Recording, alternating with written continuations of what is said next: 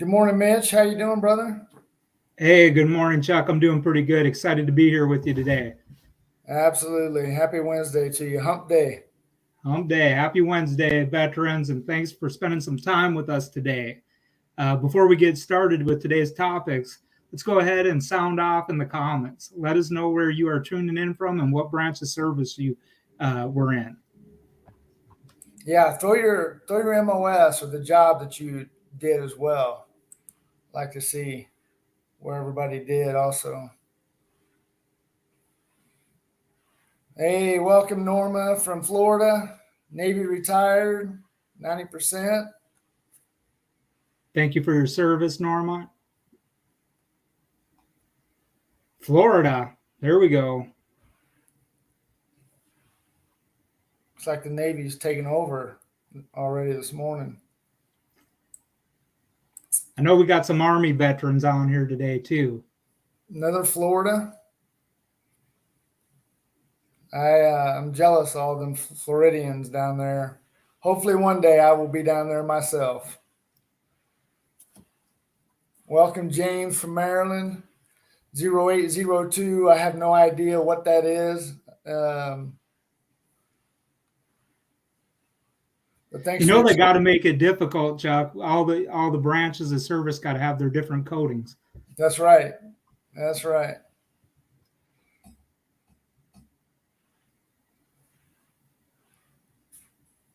Another Here we Navy go. guy. There's an Army guy. Welcome, Greg from Knoxville, Tennessee. U.S. Army 11 Bravo. Ted, shout out to you. Thank you all for taking the time to join us today. Got a good class for y'all, so hopefully you'll get some good information out of this today. I see a Miss Rangers lead the way.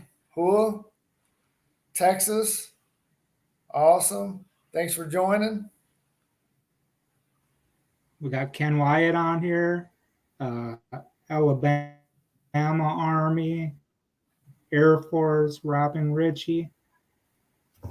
We got the whole team here today.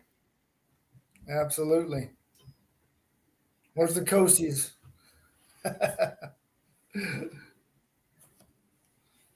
Kathy, Bruce. we're glad you're here too. Yeah, I bet they're feeling the heat down there in Texas. I was down in Austin last week for a couple of days, and man, I stepped off the plane and that heat took the breath right out of me.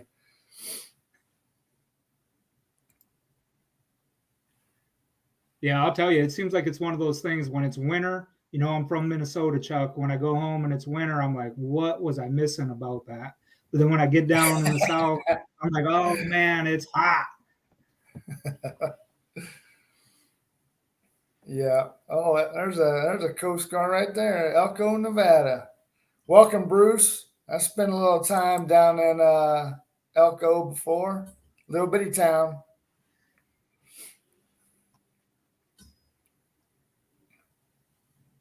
Going up to Yeah, I hear you, 106 Kathy. today. Oh man, holy smokes! I live out in Utah, so I don't even know that we hit 90 yet.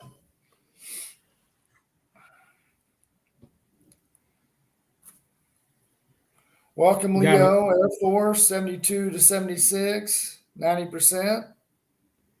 There we go.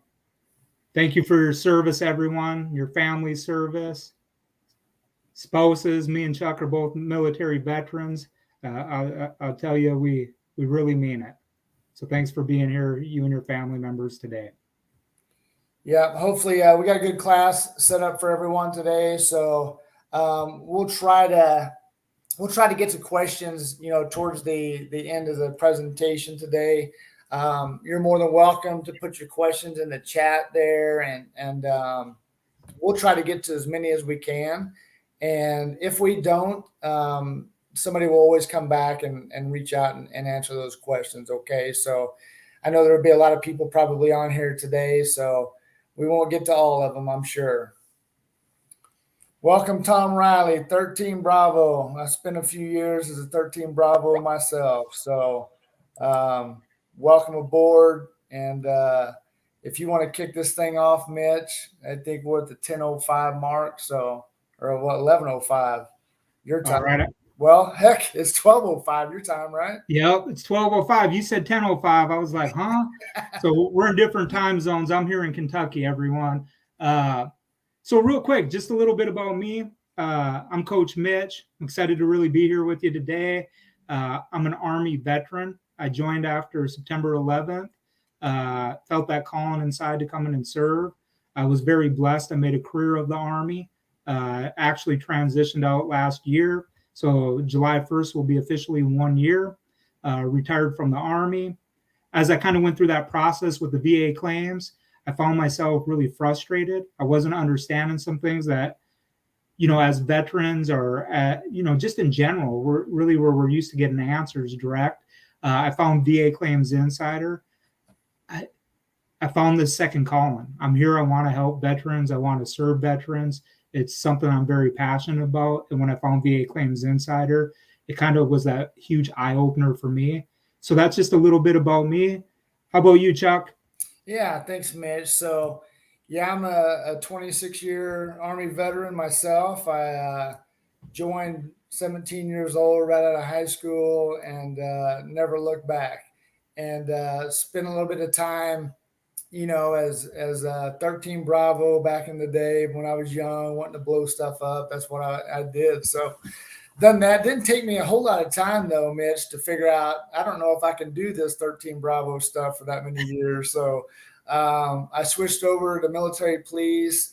Done that for a good while. Got a good gig doing some personal security stuff. Got to travel a lot. And then about 10-year mark, I went into recruiting command and spent my last 10 years in recruiting. So got to help young men and women, join the Army and get their lives started. So, but I was kind of in the same boat, I think, as you, Mitch. Like when I retired in 2015, I can't believe it's been that freaking long already. But I really didn't know anything about the VA claims process, not one single thing. I just walked into the VA once I moved out here to Salt Lake City and walked in with my documents, sit down with some lady, and she's like, "Yeah, give me copies of your stuff." I didn't even know what I was filing for. Um, Gave her my stuff, and she kind of helped me process stuff, and I came out at 30% about 3 months later, and I didn't even know I could do anything else. I thought that was it. That's where I'm going to be for the rest of my life. Until I came across VA Claims Insider and talked to a coach here, and he was telling me all the things that I could do, and I was like, "Oh wow, this is crazy. Why didn't I know about this? 10 years ago, right?" So I was a client here at VA Claims Insider and got up to 90% and was lucky and fortunate enough to get a good job here as a coach to help veterans, because I can tell you it is frustrating. And our class today is going to kind of talk about some of the processes as well. If you ever get denied on a claim, what are some of your options, right? So, I've been denied on my share of claims too, and it is frustrating. But I think, being here at VA Claims Insider, and we'll talk a little bit more. I know there's some of you probably on this call today that may or may not be members here at VA Claims Insider, and we're going to put out some information on how you can go about, doing a quick discovery call just to kind of see if it's something that you might be interested to. So we'll touch on that a little bit today too. Okay. Hey, welcome, Justin. Hey, yeah, I'm Justin's coach. Welcome, brother. It's good to see some friendly faces in there. Yeah, absolutely. And I hope I haven't missed anybody. I have a hard time like watching the chat, watching the camera, watching my notes and stuff. So hopefully I didn't miss any of y'all, but we'll get this show kicked off. Before we get started, I'm going to read off a quick disclaimer to everybody, and then we'll kind of to jump into the class and answer questions kind of at the end. Okay. So here's the disclaimer. We are not accredited agents, VSOs, attorneys, or any other entity recognized by the Department of Veteran Affairs, and we are not affiliated with the VA in any way. VA Claims Insider is an education-based coaching consulting company for disabled veterans exploring eligibility for increased VA disability benefits and who wish to learn more about that process. VA Claims Insider also connects veterans with our preferred provider network for medical examinations and independent medical opinions for a wide range of disability conditions. The Insider Portal is a third-party application that allows veterans to connect through their va.gov profile. The Insider Portal is referred to as a third-party application because the VA does not create these services and veterans are never required to use them. All right, so just to start off, if you're not an elite member here at VA Claims Insider, just to touch real quick on that process of becoming an elite member. We do offer a lot of great things. When you are an elite member, you have your own coach, you get one-on-one coaching sessions. The strategy session where the coach will sit down with you when you have that initial strategy call and kind of discuss with you what the best strategy is for you. Because believe it or not, there are strategies out there, man. And it's eye-opening once you sit back and you have that coach explaining that stuff to you and showing you different routes to go. It's nuts. It's nuts. Claim submissions. Now, that's kind of going to be on you. Your coach is there to kind of help provide guidance with you, but your coach is not going to go submit your claim for you, okay?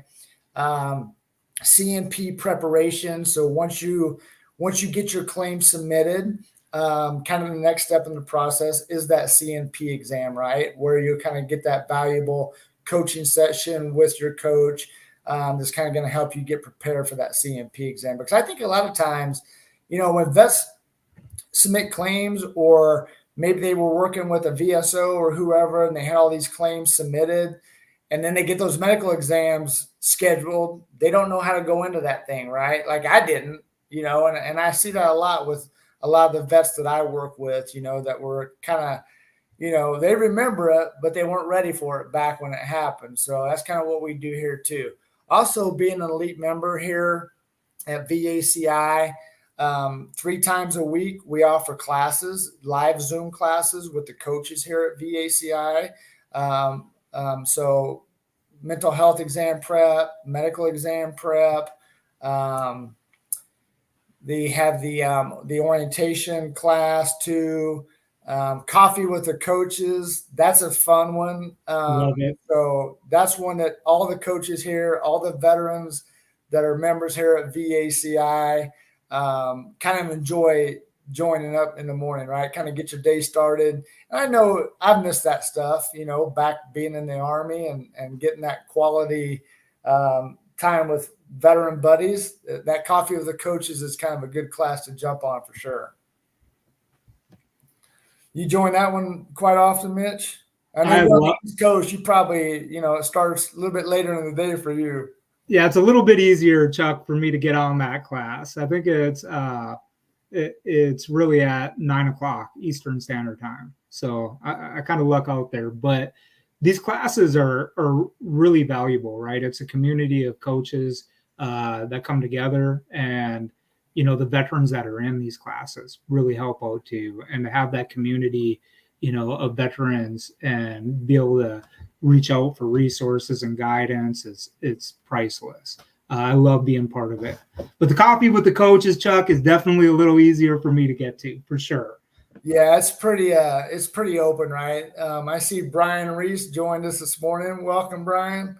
Glad to see you, brother. Yeah, so it's coffee with the coaches is pretty fun because it's not, it's not a laid out class for the most part. It's kind of open communication. We talk about anything and everything in there. If you have questions, you can come in there and answer or ask the questions, and you'll have a whole slew full of coaches on there, senior coaches that can help you out. So if you haven't joined, feel free to do the free discovery call. Okay. And that discovery call is just a quick call with you and a ambassador here at VA Claims Insider, a veteran ambassador, and just call up. It's Nobody's pushing you to join VACI. Okay. It's one of those things that you kind of have everything to gain and nothing to lose, right? It's like, do the discovery call, talk to that ambassador, see what the program's about, see what they can offer you and things like that. And if it's something that you're interested in, by all means, sign up for the elite program and you'll have a coach assigned to you. So it's one of those things that, I look back at it all the time now, and, all my veteran buddies that I was stationed with, I send them Facebook messages. I copy and paste, the VA Claims Insider link to them. I'm like, look, if you get 15 minutes, just check it out. You don't have to join. It's up to you, right? But man, and a lot of them have joined, and I have been a lot of their coaches and kind of helped them to get that increase that they deserve. But we'll get started here. I know we have about 45 minutes, I think, left here, but we're kind of going to discuss today, the three options when your claim gets denied, right? And a lot of times I feel like, veterans that are pretty new to the VA claims process, or maybe they haven't even started the process, that word denial in itself is just frustrating, because, you deserve the benefits that you get, right? You serve your country, right? So it's kind of one of those things that is a scary word for me, even to get that denial letter and be like, man, what do I got to do to prove to these folks that this was caused by my service, right? So if you ever get denied, the VA has made it really fairly easy for you to submit the appeals that you can do if you ever get denied right online. Okay. So when you go to va.gov and you submit your claim and it comes back denied, well, you have the opportunity to file an appeal right online. Okay. So it kind of makes it easy through the process. The VA, I think, has done a pretty good job. I don't look at the VA, as our hardcore enemy and because they, for the most part, they are there to help veterans too. Okay. But what you got to kind of keep in mind is, what do I need in order to have a successful appeal? What do I need in order to have a successful claim in the first place? Right. Which lots of vets don't know. I didn't know until I came to VACI, like, oh man, that makes sense. But if you have filed a claim before and you were denied, there are still steps that you can take to still fight. Okay. And that's what we're here for as coaches, to help you fight through the process. Right. And we're not going to give up, and we're not going to let you all give up. Okay. That's what your coach is here for. So if you have been denied, it's not the end of the world. We can still keep going. Okay. But one of the easiest ones to do to start off with when it comes to like the appeal process is the higher level review. Okay. So a lot of times when my vets, if we come up with a good game plan or a good strategy and we think we got it right, and then we get that decision letter back and voila, denied, right? So the vet's mad, frustrated. He's calling me. I got my decision letter. Got denied. What's next, right? So the easiest thing is the higher level review. So what that higher level review does is it gets a senior reviewer at the VA to go back and relook at that claim that you were denied on, right? Now, a few things about the higher level review is they take a fresh look at it. That senior reviewer takes a fresh look at that claim, but he's only looking at that evidence that you originally submitted with that claim. Okay. Because, the VA, they have lots of raters down there that adjudicate the claims. However, there's mistakes made. We're all human, right? So, it's important that you read through that decision letter and just not look at that very first line that says service connection for migraines denied, right? You got to really read through that decision letter. Take a look at the evidence that was reviewed, during that original claim, and make sure that all the evidence that you submitted during that claim was looked at. And I find that a lot, Once I'm kind of, helping vets, decipher that decision letter because they are confusing, right? But sometimes you'll find that the evidence maybe that you submitted didn't even get looked at during that decision process. So when it comes to doing that higher level review, that's one of the examples that I see a lot of times, right? Is that the evidence was not considered, right? So then when you submit that higher level review, that's kind of the argument point during that higher level review is, hey, I submitted all this medical evidence, but on that decision letter, it doesn't even show that evidence was looked at to make the decision on my claim, right? And that's just one example. Now, keep in mind that when you're doing a higher level review, um, you can't add any additional evidence when you submit that higher level review. So they're only going back to look at what you submitted originally. That's why it's really important to kind of have all of that stuff together when you submit that claim and make sure you get all that uploaded during your claim. And then another one is an inadequate reasons and basis, right? The rating decision doesn't tell much or consider the evidence you provided. Make the VA explain why they denied your claim specifically. And sometimes you'll see those generic, I know you've seen them, Mitch, in that decision letter, those generic bullets that they'll put in there, right? That just kind of doesn't make sense. Sometimes you'll see there was no nexus connection or whatnot. And you're like, well, that's weird because the nexus was uploaded, right? So you'll see that quite often too. And a lot of times those VA raters, I think they have like a big page of notes where they can copy and paste stuff and just put it on your decision letter. And sometimes, I'll really notice that. I'll be like, well, this has nothing to even do with this type of claim, right? But they're human. They make errors, and it's our job as your coach to kind of help you decipher that stuff out of that decision letter. And another example would be the rating doesn't match your evidence, right? So, the lower rating, sometimes I'll see vets get lowballed on something, and I'm sure it happens more often than not, right? Where maybe you have a lot of great medical evidence, your symptoms are, falling in the 50% range or the 70% range, or heck, maybe even the 100% range, right? Depending on how severe your symptoms are. And maybe the rating that you get back doesn't match that, right? So I really take a look at that too. And that's another big one that I do higher level reviews with my vets on too, is because they do have a lot of great medical evidence when they submit that claim. Their symptoms are warranting a higher rating percentage. And I can tell you, higher level reviews, I feel like, I've been pretty successful when it comes to submitting those things with vets because like I said earlier, that senior reviewer that's been at the VA for many, many years will go back and relook that stuff, and make sure they got it right. Okay.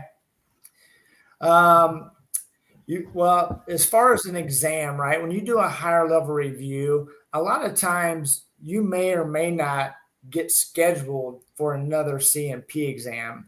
I've had veterans, do that higher level review process and then reach back out to me and say, oh, hey, they scheduled me for another C&P exam. It could have either been maybe they didn't get a C&P exam when they originally submitted their claim, right? And sometimes you'll see that more often than not. But a lot of times that senior reviewer may or may not request another C&P exam for you. So you have 1 year to file that higher level review from the original rating decision, okay? And the average wait time for the HLR appeals process is usually around 4 months. Now, most of mine, I think, Mitch, that I've done, I don't know if it's just I'm lucky or what, but those things come back pretty darn quick, And another quick thing to touch on that higher level review is I always have my veterans submit for the informal conference call. So when you file that higher level review, you have an option to do an informal conference call with that senior reviewer at the VA that's going to go back and relook this for you. So I always tell my vets, hey, look, and they ask me, hey, do I do this? What is this? Right. Well, I just let them know, hey, this is your opportunity. This is 5, 10, 15 minutes that you're going to have on the phone with that senior reviewer that's going to go back and relook that. So, man, I highly, highly recommend that they do that. So at least they have that guy or gal's ear for a few minutes to explain, hey, this is why I disagree with the decision, whether it's I feel like I was rated low based on my symptoms. I didn't get a C&P exam.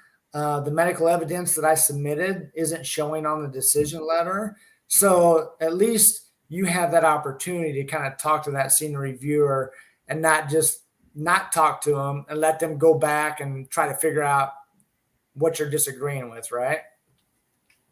Chuck, and I would just add to that too, with that higher level review, it can be hard for us to hear, but a lot of times we're human beings, right? Even with the VA and looking at stuff. And that's that option for you as the veteran when you do that informal call to really point out sometimes there's just mistakes, right? And those decision letters, like Chuck said, speaking for Coach Mitch here, I looked at him, I was like, oh man, it's not meant to be. Right. And you see that decision and you kind of throw it away. I hate to say that, but really that decision letter has a lot of information in it. And that higher level review too, that's 12 months, right? 12 months after a decision, you have that option on there to do the higher level review. So keep that in mind, right? As the appeals, you have a 12-month window from the date that decision comes back. Right.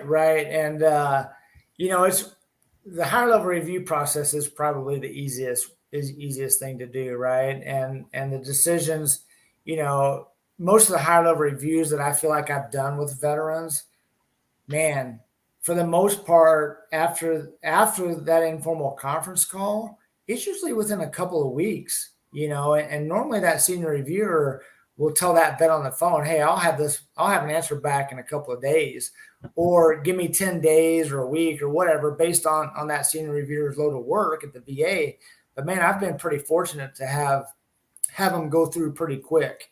I see a question there from Benny DeMarble that he put in the chat, and I apologize. We're probably not going to get to every single question that's asked, but we'll kind of bounce around. But Benny asks, how long does a claim in decision phase take for an answer to be issued? That kind of depends, Benny. And I know that's not the right answer to give you, right? But it does kind of depend on how busy they are. I'm kind of seeing with my vets, and Mitch probably the same, but once it hits that decision phase, man, it's usually quick. I tell my vets when they tell me, hey, it just moved to the decision phase, and usually within a week or so, they're hearing something. I don't know what you've been seeing, Mitch, on your end once they hit that decision phase, but if you were like me, when I have claims submitted, man, I'm checking my stuff like 6 times a day, driving myself nuts, waiting on that decision. But once it hits that decision phase, it's pretty quick. But the overall process, I don't know, I'm guessing 90 to 120 days from the time you submit your claim. But that decision phase, once it moves down there, it's pretty quick. Yeah, and I think that key thing there is that average, right? Once you submit the claim, the average, right? And there's about 90, 120, 25 days, but that is an average. And it's a question we get asked all the time. It's tough because, we like to give a direct answer on that, but the truth is every case varies, right? And the adjudicator's workloads. So there's no regulatory direct date, but that's that average. Yeah, it's usually pretty fast. So just keep an eye on it there, Benny, and hopefully, if you're anything like me, I check that bad boy 10 times a day. So hopefully you won't do that and drive yourself nuts, but just keep checking on it each day at least once. It's probably coming fairly quick, okay? So Chuck, I'll jump into, so there's a second type of appeal, and it's called a supplemental appeal, right? This is a good option if you have new and relevant evidence that has surfaced from a previous claim. So you got the higher level review, then there's the supplemental, right? The one thing I would tell you when you're really looking at the supplemental is you're going to want to know what's in your records, right? The reason your decision letter, like Chuck said, but you might need supporting evidence, right? And when it comes down to a supplemental claim, it's easy to look at it as I'm adding new relevant evidence, because that's what you're really doing with a supplemental. New relevant evidence it can vary, right? A medical opinion, from a doctor, that nexus or independent medical opinion. Adding evidence from documentation that you might have been missing previously. When you're looking at that evidence, if it's not there and you do have it, that would be new relevant evidence, right, to support in your claim. If you go to get some new documents, or you go to your primary care, or you get new testing or anything that would support that medical claim that was previously denied, that's really when you're submitting that supplemental claim, right? You're adding that new relevant evidence. Some examples would be, with that previous denial, right? They might, deny us as a veteran for a certain thing because it's missing something as simple as a current diagnosis, right, to my records. I went out to the doctor, I got this diagnosed, it's current. That would be new medical evidence being submitted. Your rating doesn't match your symptoms, right? Chuck kind of talked about that, but if you're looking over, you have these different options. And if you're looking at your C file, your Charlie file, that's really the documentation from the exam that you did, right? So you have your decision letter, and then you have your C file, which is the VA documentation from that exam. If something's not adding up correctly in there and your symptoms aren't right, you might want to go out, get something documented, turn it in as new evidence validating that you have those symptoms. If your BVA appeal was denied, your Board of Veterans Appeals, you can always add new relevant evidence. That's what I love with a supplemental. It's one of those things where we only know what we know, but you can always add new relevant evidence to a claim. As embarrassing as it is, I didn't know that. I didn't know that with appeals as I retired. I thought at first, hey, it's one and done, Chuck. Honestly, it took a battle buddy of mine going, hey, Mitch, no. Average wait time on it is really that 125 days, right? So that higher level review might, in some cases, if there's errors there, be a little bit quicker. Trying to think of a couple other things. Yeah, that's supplemental. When you talk about additional medical evidence, right?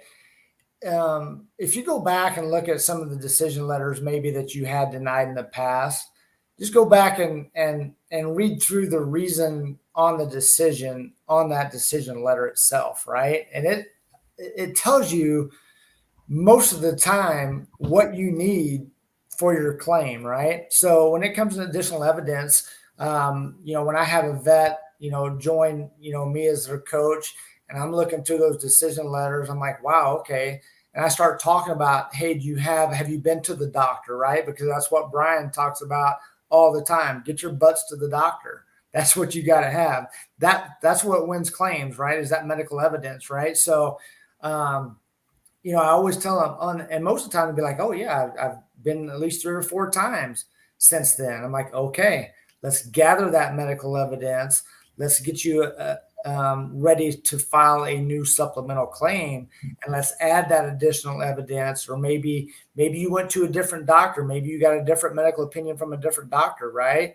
All of that stuff is helpful, right? So like Mitch said, I think just not knowing is the biggest thing that most vets, what you don't know, right? And I didn't know anything about a higher level review. I didn't know anything about a supplemental claim, but these are all ways that you can still go after what you deserve if your claim was denied. Okay. And being active with it too, right? Like the filing time for that supplemental claim. So I'm going to say 2 things, and I'll say it slow because it can be confusing with that filing time. But if you get a decision letter and you submit a supplemental claim within 12 months of that decision letter, right, with new evidence, it does go back to the date of that original decision. If it's after that 12 months, it's going to start at that time.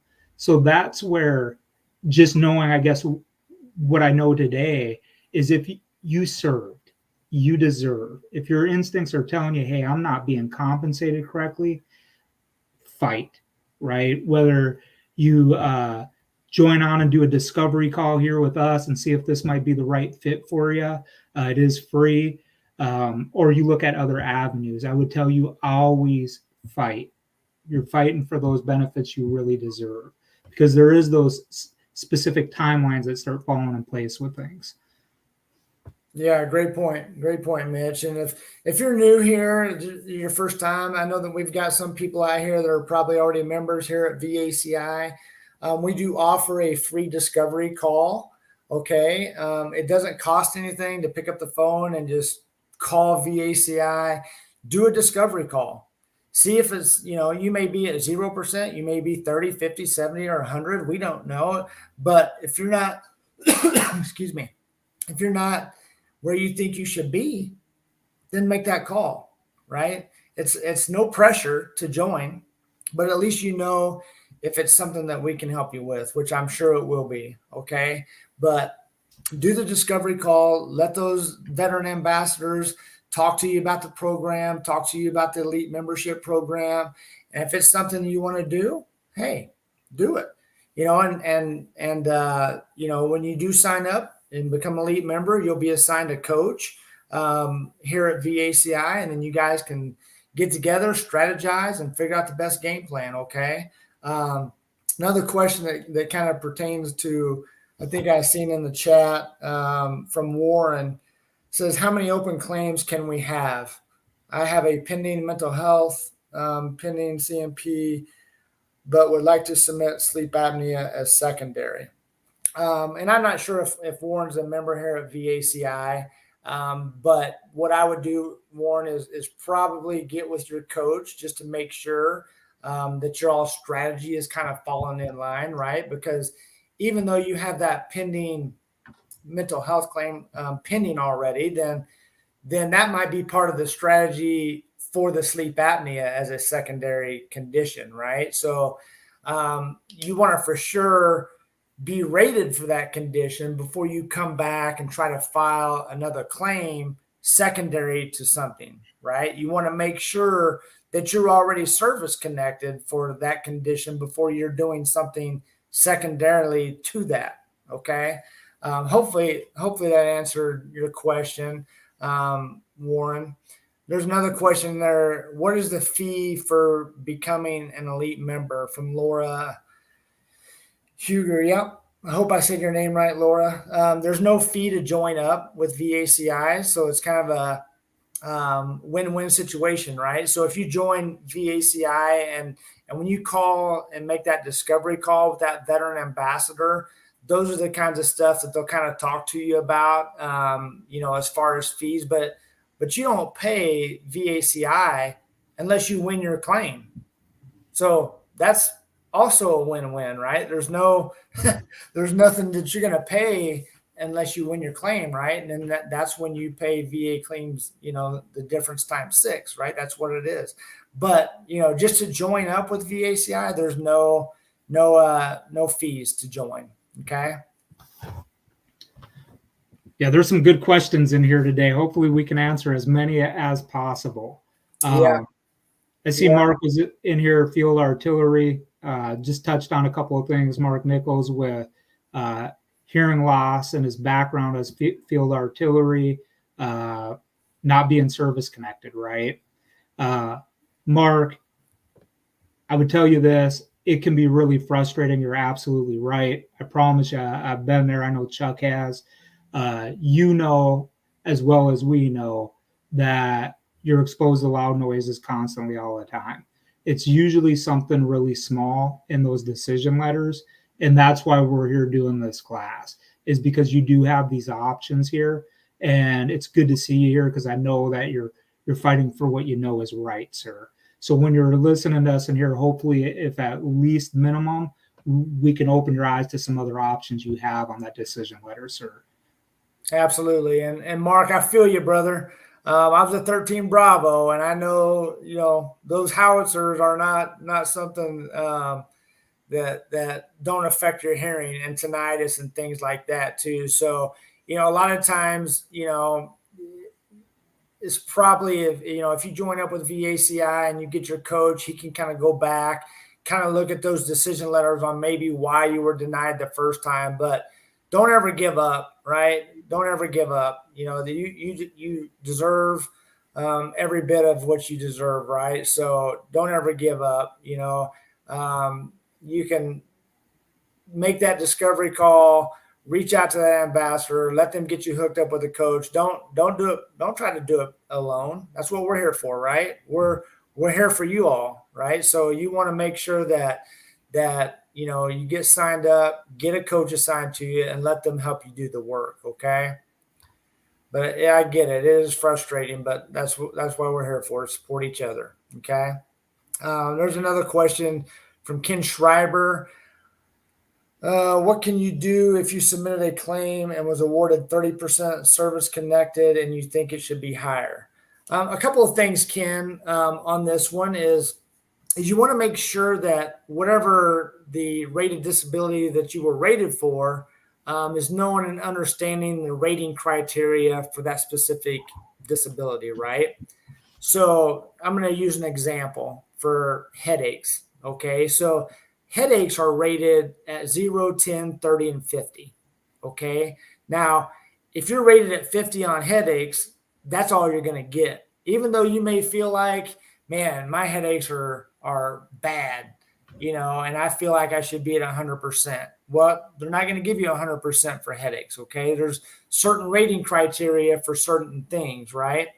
So now if you tell me, hey, I was 30% service connected for headaches, and in my mind, I'm thinking, okay, well, headaches can be rated at 50% as well, right? So it's possible that you were underrated at 30% on the headaches based on the symptoms that you have. Okay. So, if it's a scenario like that, then maybe you do a higher level review. Maybe you do a supplemental claim and add additional evidence. There are still things you can do. And you can always go back and file just a simple increase. It's not what our class is about today, but you can go back and just submit an increase, right? And go to that C&P exam, talk about how your symptoms have worsened since you were service connected. Okay, so that's a few options for you. Hopefully I answered the question, but just make sure that you know the rating criteria for that disability that you were service connected for, because 30% may be the max that they rate you on that specific disability. Okay. All right. Well, I'm gonna go right into this last little step here and talk about the Board of Veteran Appeals a little bit, Mitch. And this is another appeals process. It's not, in my opinion, one that moves fast. That's for sure. I've talked to vets, in the past that have had things sitting at the Veteran Board of Appeals for years. Okay. So the third and final option is to appeal directly to the Board of Veteran Appeals. When you file an appeal with the BVA, you're putting your appeal on a slower track to get a judge compared to the first two lanes that we talked about, like the supplemental claim and the higher level review. Okay. However, when you do the BVA process, a veteran law judge will review your case and can weigh the evidence in your claim with more latitude than the other two lanes. When you file an appeal with the Board of Appeals, you must file what's called a notice of disagreement with the VA form 10182. Okay. With this option, you have three different ways that you can kind of go about the Board of Veteran Appeals process. Okay. You have a direct docket and a review of all the current evidence by the veteran lawyer judge. Will take a look at all of that. Similar to like a higher level review where you're not going to be able to add any additional evidence if that's the direction that you go with the BVA. Okay. The second option is an evidence docket, right? And that's where they review your file, what's already been submitted, plus any additional evidence will be looked at by the lawyer, veteran judge. Okay. Now, the third one is the hearing docket. And I think this is probably the one that takes the longest time. Okay. You have the opportunity to present your case directly to the judge during a scheduled hearing and introduce more evidence during and after the hearing. Hearing options are both in person and virtual. So I have, I had a few vets that I've worked with here at VACI that did have stuff pending at the Veteran Board of Appeals, and some of them had their virtual hearings already, where they actually went to the VA. They had a room set up, for the vet, and they done the virtual call with the judge right then. So that process, like I said, takes a long, long time. But sometimes that may be the direction you have to go. If you've fought and you've done higher level reviews and you've done supplemental claims and you've done increases and you just still feel like you're not getting what you deserve, then that might be an option for you. Okay. Another thing about the BVA, examples of when not to file a BVA are typically based on the time requirements, right? So if there's an immediate financial crisis that you may be going through or terminal illness with a vet, you may not want to go the BVA process, okay? Because that does take a lot longer to get pushed through, okay? But like I said, there's times that, you may have to do that. So for the exams for that, whether or not you're scheduled for an additional VA exam depends on your chosen lane. So I have had a couple of vets too that went through the BVA process, and the judge came back and remanded it, which sent it back to the VA. Then the VA either made a decision, scheduled another C&P exam to get more evidence, things like that. So it's a long process when it comes to the Veteran Board of Appeals. So that's an option too. We don't really handle any of that. So we mainly focus on the supplemental and higher level reviews. But just know that option is out there for y'all. So if it comes to that, you always got that option. Okay. Anything else you want to touch on, Mitch? Someone was asking in the chat just on the timelines with it, I think being normal that I had read previously. And I think their goal is with the BVA is 12 to 24 months, but it's kind of like the HLR, and the supplemental, right? Those are goals and averages with it. But I just seen the comments in there. I think it was from Michael. There's a lot of comments in here, so I'm sorry if I messed it up, but excuse me. Yeah, it was Michael in here. So the average, their goal is 12 to 24 months. Obviously it can take longer, sir.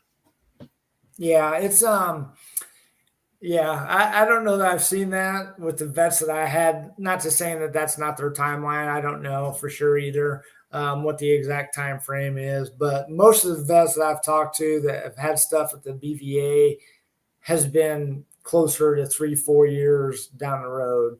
But you know what? If they win that claim, right, that's a lot of back pay for those veterans. So sometimes, it's worth the fight, to go that direction. So, but at least that you have that option still. But your coach, if you join VACI, your coach can kind of discuss those options with you too. So.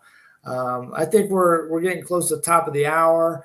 We're gonna kind of close out the class portion of this and kind of answer some questions and hopefully, if you're not a member here at VACI, make that discovery call. If you've made that decision already, just based on this Facebook Live class, then heck, you can go right to the website, sign up at the website. Do the discovery call if you feel like you need more information on what the program is really about. then feel free to make that discovery call and talk to that veteran ambassador to kind of answer any questions that you might have. If after that all your questions are answered and you feel like this is the right step for you, by all means, get signed up, get going, get started. Your coach is going to motivate you and kind of get you going down the right path. Absolutely. So, Chuck, so there's some really good questions in here. I know you've been kind of going with the Board of Veterans Appeals on here, but Joni Bolsher, I'm sorry if I pronounce your names wrong. I'll do my best to pronounce them right. But Joni put in here, can you do a higher level review for a claim that they did not award back pay to the intent to file date? Right? If it's been within 12 months, you can always do a higher level review. So if there's an issue in there or a discrepancy that you see, it is an option for you. It's a great question, Joni. Thanks for asking it. The key thing with the higher level review is it has to be within 12 months of the date of that decision. Yeah, thanks. Question there from Kodiak. Man, my eyes need some glasses, Mitch. I'm getting that age. Kodiak 536. I have no evidence for my tinnitus. Got denied. No service connection. And I see this a lot. Kodiak, thanks for asking the question. And it's kind of weird because I see differences in this one a lot, right? And tinnitus is one of those things that's very subjective, right? There's no hearing test that tests you and says, yeah, you have ringing in your ears, right? I was a living example of this specific claim myself. And a lot of times what they do is when it comes to tinnitus is they also kind of look at the MOS that you were in or the job that you were in during your service time. Okay. There's different MOSs or jobs that may be higher probability than others, right? So if you're Air Force on the flight line, around the jet engines, mechanic, artillery, there's a lot of those specific jobs like that in the military that gives you a higher probability. Doesn't mean that you still don't have it, right? Because there's jobs that may be lower probability, but maybe you were attached to another unit, on the flight line. Maybe you were a medic, but maybe your medical unit was attached down on the flight line, or I'm just making up some scenarios here. But, I was in the same boat. I never was diagnosed with tinnitus. It wasn't in my service records. And matter of fact, I just filed my tinnitus claim last year and was awarded 10% for it. And 10% is the max that you're going to get on the tinnitus as well. But what I did was I just got with my coach and wrote a strong statement in support of claim, explaining in detail, what I did in the service, how long I did it in the service, when my tinnitus started, right? These are all kind of key things that I wrote in my statement. And then what I did is I uploaded that statement in support of claim with my tinnitus claim when I submitted it. Went to the C&P exam. Lady asked me about 5 questions, when it started, do I hear it in one ear? Do I hear it in both ears? How it affects me socially, how it affects me occupationally. Gave me the hearing test. Bam, I was in and out in 20 minutes. So it was quick, right? But maybe you didn't have that the first time that you submitted, right? Doesn't mean that it's over. I'm going to tell you, Mitch, funny story. Not funny, but it was a crazy story. I helped a vet. We submitted 4 times for tinnitus, and he was denied. On the 4th time, he won it. I was like, oh, we jumped up and down and clapped and celebrated on the phone, but you can't give up. Sometimes it just takes a different VA rater to be looking at it, right? To get somebody different at the VA to know and understand, oh, wow, okay, yeah, this makes sense. Right. But don't give up. Don't give up. Your coach here at VACI is not going to let you give up. But, it's one of those things. It took 4 times to get this guy service connected for his tinnitus. And that was the first claim he'd ever won through the VA. Talk about happiness. Man, we jumped up and down and then we took off for the next claim. Okay, so don't give up, Kodiak 536. All right. Hang in there, Kodiak. I'm telling you, it's not done till you say it's done, right? You served, you deserve. You're not doing anything wrong. You're asking to be compensated for the service-connected disabilities that you got while serving in the military. I got to address something in here. Willie Rakestraw, he put in a great question. What does it mean with you have a decision, but it gets denied with favorable findings? So, Willie, I want to give you a shout out, number one, because you made it further than I did when I first seen my decision letter, right? I didn't even make it to favorable findings on there, honestly. I seen the denied and was like, well, here we go. So when we're looking at claims, it's important that we understand what needs to be there in a claim, right, for it to be successful for us. And a favorable findings is what they're identifying is some of the things that you do meet for that requirement, right? So when it comes to a disability claim with the VA, we have to have that medical diagnosis, right? We have to have an in-service event. Did we go to the doctor, or was there documentation from when we were in service? And that third piece is that logical rationale, right? Linking it together. Most of the time, it's going to be our DD 214, putting us on active duty at the time of that event, right? But when you're looking at your favorable findings in there, that's huge because it's explaining the elements that you're meeting, right? So if you're meeting 2 of the 3 and you're missing 1, then that's the part you really want to focus on. If all 3 are there, that's the reason there's appeals like a higher level review, right? Because mistakes can be made. I've seen it. I'm sure Chuck has too. But you should be service connected and you have a denial, and it's right there in the favorable findings. So I appreciate you bringing that up because a lot of people don't know. Usually the favorable findings is at the bottom of your decision. It's usually that last sentence or 2. Thanks. That's a really good question, Willie. Appreciate you asking that question. Yeah, and sorry, Chuck. I seen it on there. I was like, we got to address this. Good. Yeah, great. Lots of great questions. I know we're not going to get to all of them, but Mark Wells has one in there for the HLR informal call. How long does it take to schedule for them to schedule? Submitted April 25th, 2023. So heck, you're going on a couple of months there, Mark. And I have seen it take that long, but normally, I tell my vets usually within about 30 days is kind of what I'm seeing those things get scheduled. So, but I have seen it take longer than that. I've had a few vets go, 3-4 months before that thing gets scheduled. But for the most part, it's pretty quick. And what I'll tell my vets is that, if you haven't heard anything in 30 days, call up that VA hotline and just, inquire on it. Say, hey, I submitted this higher level review. I requested the informal conference call. It's been a few months. Just want to check to see when that may be scheduled. All right. At least that's going to get somebody down at the VA to open up your file and maybe get things moving. So if you haven't done that yet, might want to try that. Okay. But it varies, but for the most part, I usually see within about 30 days.